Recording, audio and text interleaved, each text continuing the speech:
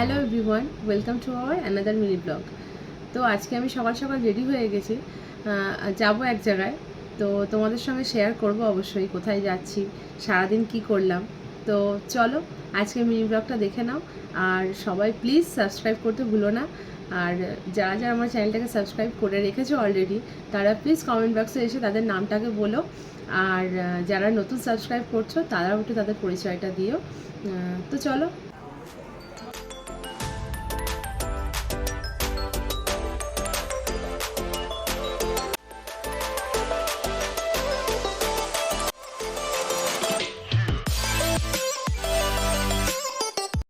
তো এই যে দেখো, দেখে বুঝতেই পারছো এটা একটা পুজোর ডালা। তো আমরা চলে এসেছি আজকে লোকনাথ বাবার পুজো দিতে কচুয়াতে।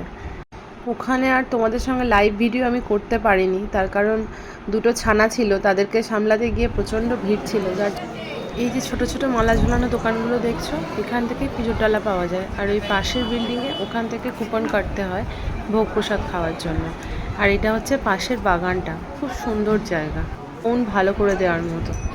কচুয়া মন্দিরটা আমার বাড়ির কাছে হওয়ায় মাঝে মাঝেই যাওয়া হয়। তো আজকেও গেছিলাম আমরা, গিয়ে সবাই মিলে অনেক ভালো সময় কাটালাম, একটা পুজো দিলাম, সেখানে ভোগ খেলাম। আমরা একটা গাছতলায় গিয়ে দুজনে মিলে বসেছিলাম, একটু গল্প করছিলাম, আর মেয়েরা খেলা করছিল। তো এবার আমরা বাড়ির দিকে রওনা দেব। আর পাশেই না একটা ভালো আচারের দোকান আছে কচুয়া মন্দিরের পাশেই। তো সেখান থেকে আমরা যখনই যাই আচার কিনে নিয়ে আসি। খুব সুন্দর আচার পাওয়া যায়, অনেক রকমের আচার পাওয়া যায়।